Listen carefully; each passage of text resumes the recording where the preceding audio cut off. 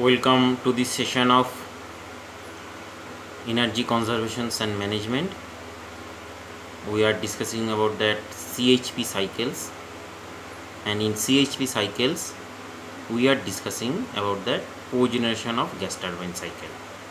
So in last session we have discussed about that cogeneration with steam turbine cycle, and we are discussing cogeneration of gas turbine cycle.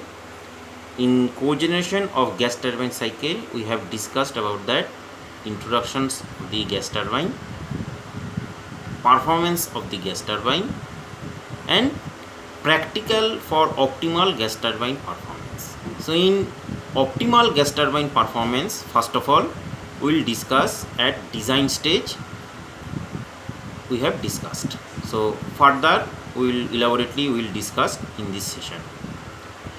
So the second stage, that is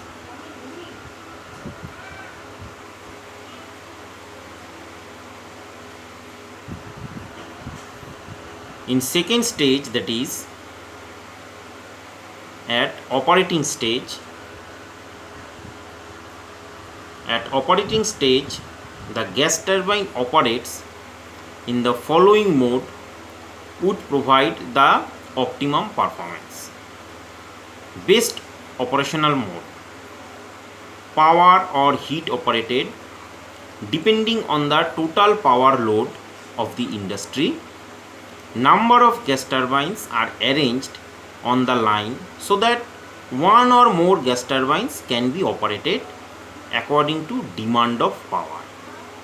With such philosophy of operation, it is possible to run gas turbine close to the rated capacity so as to achieve optimum heat rate.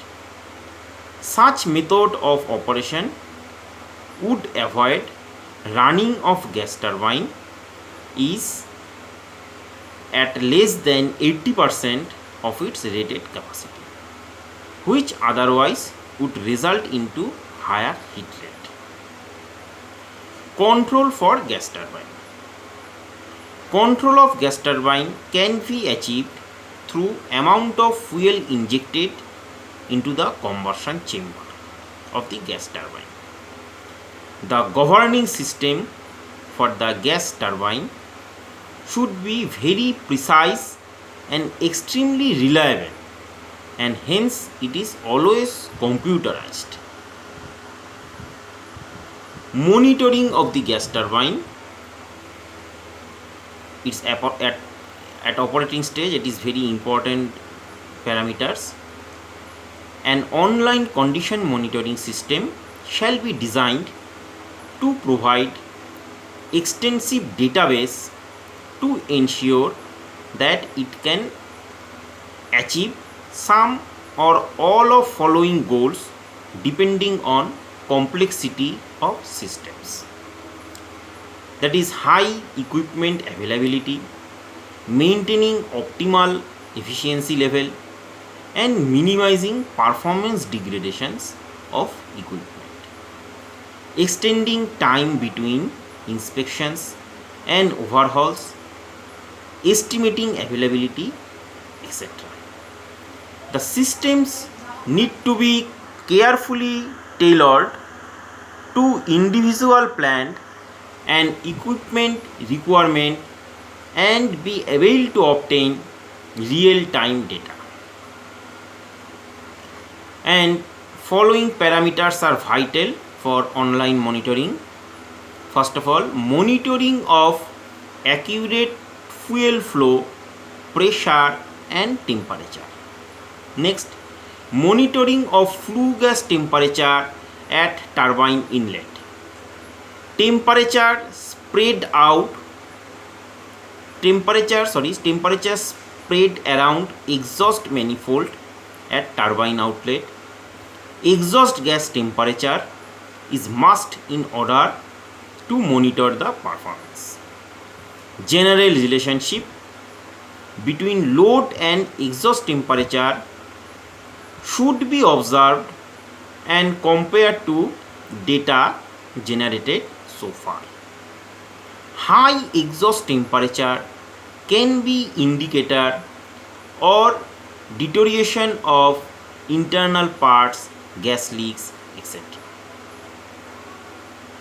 Next point, monitoring of bearing vibration must be carried out using suitable microprocessor based instrumentation, if possible with analytical backup. If gearbox installed between turbine and generator, a separate monitoring of vibration on gearbox is required. Monitoring of bearing temperature and analysis pressure and temperature of lube oil circulated in bearing is very important. Generally, lube oil is replaced after 8,000 hours of working. And next, very important monitoring part, monitoring of inlet air temperature is also important, as higher the ambient air temperature, lower would be the power output from the gas turbine or vice versa. Next important parameters for optimal gas turbine performance, that is at maintenance stage. Generally, the periodic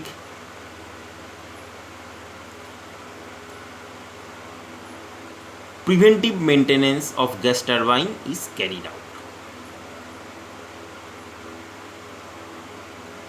First of all, what are the components to be maintained?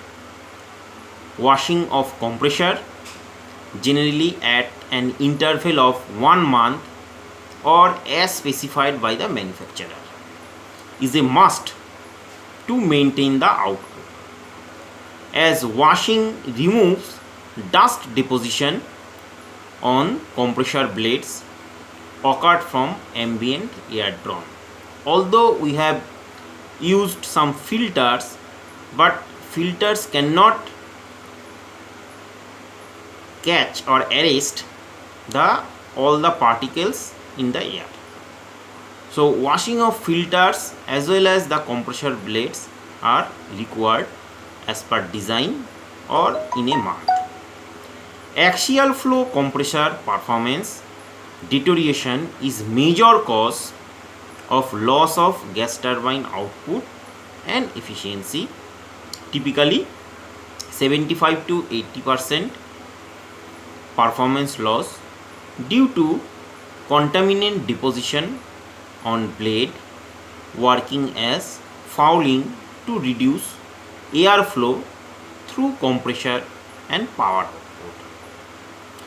The gas turbine manufacturer specifies the type of compressor cleaning agent to be used along with period for washing and cleaning. A specific discussion is also provided elsewhere for inlet air system management. Next, at maintenance stage, throughout boroscopic inspection of turbine and compressor blades, hot gas path component, bearing and overhauling may be restored to every 9,000 to 10,000 running hours, and annually through maintenance program may be decided accordingly. Next, if fired with clean natural gas, it is necessary in industrial heavy duty gas turbine to replace the gas turbine blades after 25,000 running hours. That is, the life of heat resistance coating provided on the blade replacement interval may be around 20,000 hours for the gas turbine fired with liquid fuels, high speed diesel, kerosene oil. High as bearing fuels like fuel oil reduces the blade life to just 10,000 running hours. Next, specific practice for optimizing gas turbine performance. Few specific practice discussed below which are essential for optimum gas turbine performance. Number 1, evaporative cooling on inlet ambient air. Higher ambient air temperature reduces power output from the gas turbine. The mechanical work done by the gas turbine is proportional to the mass of flue gases entering the gas turbine, and the mass depends on quantity of ambient air supplied to the combustion chamber through compressors. High temperature reduce the density of air, that is mass per weight of the air. Thus, at same compressor speed, less mass of air going to the combustion chamber when the ambient air temperature is high. This results into reduction of power output due to less mechanical work done by the gas turbine. In order to improve or maintain the performance, ambient air is passed through the inlet cooling system to reduce the temperature, which makes it denser. This results into either generation of additional power or maintaining of output as near as possible to capacity. Now there are two basic systems currently available for inlet cooling. First and perhaps most widely accepted system is the evaporative cooler. Evaporative cooler make use of evaporation of water to effect a reduction in inlet air temperature. Another system currently being studied is the inlet chiller. This system is basically a heat exchanger through which the cooling media, usually chilled water, flows and removes heat from the inlet air, thereby reducing the inlet temperature and increases gas turbine output. In addition to the obvious advantage of achieving extra power, the use of evaporative cooler improves the environmental impact of the machine. Increasing water vapor in the inlet air tends to lower the amount of oxides of nitrogen produced in the combustion process and therefore lowers the emission of the machine. Now a comparison of various inlet air cooling methods are summarized below. So if we see that, first of all, system description, system types, media based on gas turbine inlet air chilling system, comparative matrix. So system description, that is, first of all, evaporative cooling is provided through use of a fluted cellulose based media pads. The pads are located within the filter house air system and weighted from an acceptable site source. Heat from the air stream is giving up to the water in the evaporative media.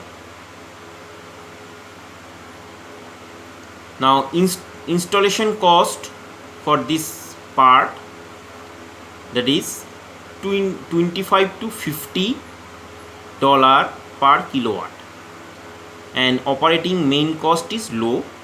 Heat rate change minus 1.5 to minus 3%. Power output increases various watt per ambient, that is 5 to 10%. Now another type, that is called fogging. Inlet air stream is cooled through the direct infusion and evaporation of minute water particles into the air stream. Heat from the air stream is given up to the water droplets evaporation, thereby reducing inlet air temperature. Now in this case, the installed capacity from the media based cooling system is higher, that is 45 to $70 per kilowatt added, and operation also type is, that is low maintenance cost, and heat rate also nearby same, that is minus 1.5 to 2.5% as the media based, comparing with the media based evaporative cooling system. And power output increases in this case much higher, that is 5 to 10%. Now another method, that is called as mechanical chilling water cooled. Inlet airstream cooling is accompanied through the use of electric packaged chiller system in conjunction with inlet air heat exchange coil. This installed capacity is $200 to $500 per kilowatt added. Operation and maintenance cost is high. Heat rate change minus 1 to 2%, and power output increase up to 15%. Another type of system, that is mechanical chilling air cooled. Inlet air cooling is accompanied through the use of an electric packaged chiller system in conjunction with inlet air heat exchange coil. In this case also installed cost is much higher, 250 to 550, and operating cost also high. Heat rate changes, that is minus 1 to 2%, and power output increases, that is up to 15%. And absorption chilling and water cooled. In this system, inlet air stream cooling is accompanied through the use of lithium bromide absorption chiller system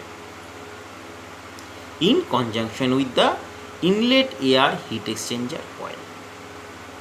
Installed cost is much higher, that is 300 to 700. Operating or maintenance cost is high, and heat rate change is minus 1 to 2%, and power output increases, that is up to 20%. So this system is the best, that is in case of with respect to the power output increases. Now in selecting air cooling as an retrofit to an existing plants, points to watch. So some of these air cooling systems are there, as sometimes it is need to be retrofit to the other system with the existing system. So following points we need to be remember. Check the generator capacity in order not to overload the generator. Quality of raw water for the evaporative cooler.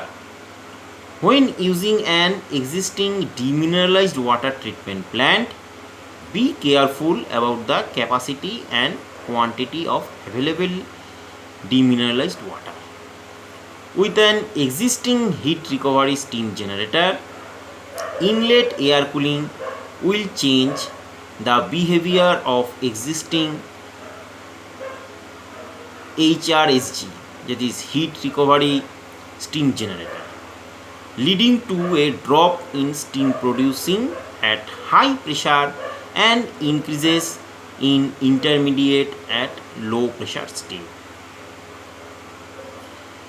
Now the next important parameters, that is air fuel water management. In gas turbine plant, gas turbine cogeneration system, the longevity of gas turbine at site is determined by the extent of its operation within design limit under mechanical and thermal loads, as well as the effect of air fuel and injected steam water on gas path surfaces is undermining component material properties. The constituents entertained in air, fuel, etc. may affect the gas path component. The concept of air fuel water management is represented schematically in the following figure, which shows that instead of prescribing separate limits of air fuel water quality, limits for combined concentration of harmful contaminants compromising the total gas turbine environment are specified. This allows to arrive at more realistic effect of critical contaminants and to decide about greater flexibility to set up system for control. So in this case, that is evaporative cooler, first of all air treatment plant and fuel treatment and water treatment, then contaminants, gas, liquid, solids that are separated, that is chemical effects of oxidation, corrosion and mechanical effects. These are all the air, fuel and water management. So all the things, that is air, fuel and water, are treated and then we have to use in gas turbine plant. Because of wide range of environments that prevails all around the country and difficult to have reliable data on airborne constituents, generally concentration of airborne contaminants are estimated values. Contaminants entering the gas turbine can be in the form of gas, liquid or solid particles. Airborne contaminants such as dust, salt, corrosion vapor, oil, etc. can cause erosion of compressor blade, corrosion, fouling of component in hot section path, thereby reducing their life. A careful attention should be paid to inlet arrangement and application of correct material and protective coating.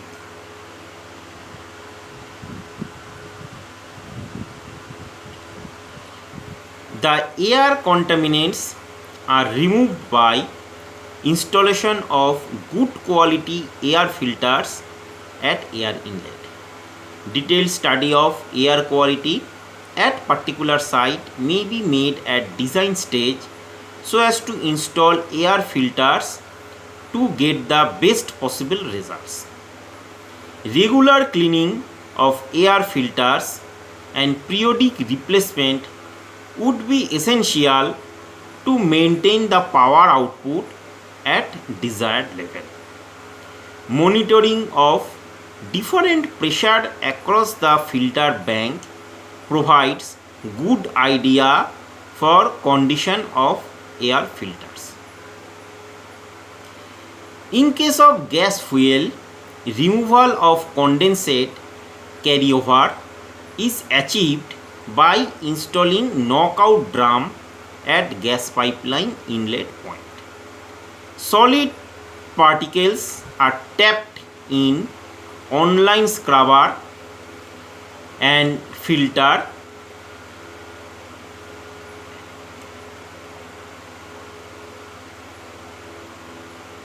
through which gas is passed and passing through knockout drums. Finally, gas fuel is passed through microfine filter placed just before inlet of the gas turbine. Supply of clean gas is a must in order to maintain the performance of the gas turbine. Liquid fuels such as HSD are filled in the dry tank from bottom storage tank, in which it remains for 24 hours to permit the sludge, mud, water, etc. to settle in the bottom. Then the liquid fuel is passed through centrifuge to remove remaining dirt, sludge, water, particles, etc. and filled in cleaned fuel tank.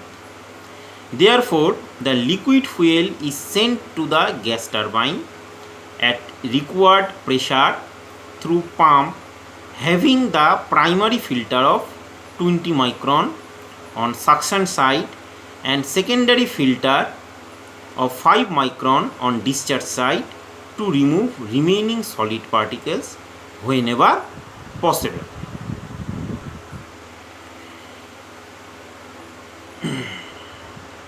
In case of fuels such as naphtha, which are less viscous, the fuel additives are added to increase its lubricity for achieving desired atomization and better mixing of air and fuel.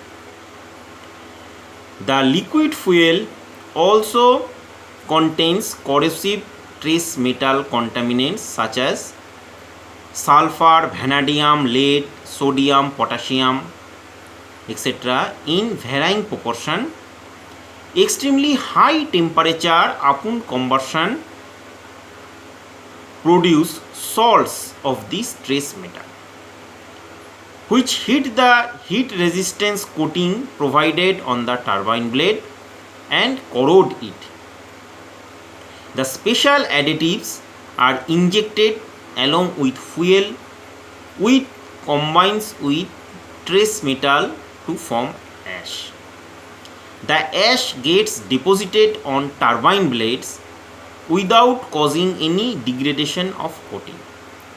This ash is removed through periodic washing as mentioned elsewhere in the manual. Water injection into the gas turbine in order to control formation of oxide of nitrogen, water chemistry and treatment, a technology in itself plays a critical role in maintaining the gas turbine performance. Contaminants in water injected into the combustor for emission control can be considered as being equivalent to contaminants in fuels due to more or less same quantity of both being used. As with air and fuel, two low-key concerns are corrosion and depositing and fouling. Sodium, potassium actively involved in hot corrosion are dissolved in water. Only DM water should be used for injection to overcome these problems and to maintain the gas turbine performance. The purpose of this discussion is to provide general information relating to combustion cooling air. Wide range of fuel and water which may be sent to the gas turbine Because of importance of these inputs in determining the optimum performance of gas turbine, it is through fit to provide discussion as a part of good practice manual. So we will conclude this session today. Next session we will discuss the further points to or the optimization to achieve the performance of the gas turbine, the other points, that is waste heat recovery system and steam generation efficiency, and what is the optimization at design stage, etc. we will discuss. So far we have discussed about that, the different at optimum stage and at design stage, what are the things we need to be, that is monitoring stage, how to monitor gas turbine effectively, how to maintain a gas turbine, and the specific practice optimizing gas turbine performance, that is evaporative cooling or inlet air ambient temperature, and the different systems are there for cooling, and the another important, that is air, fuel and water management. So we'll conclude this session. Thank you for watching this session.